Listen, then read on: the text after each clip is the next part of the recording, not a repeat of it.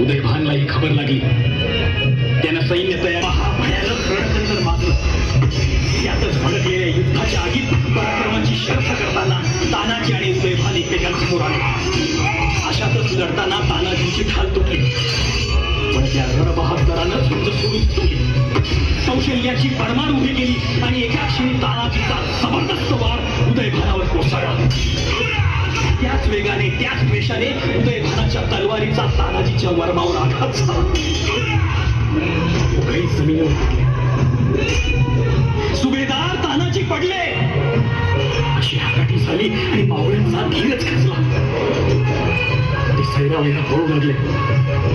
हाती येत असलेला विजय निसटू लागला तेव्हा वीर तानाजींचा शूर भाऊ सूर्याची आवेशाने पुढे धावला आणि गडाला बांधलेला दोर कापून टाकला आणि म्हणाला, अरे तू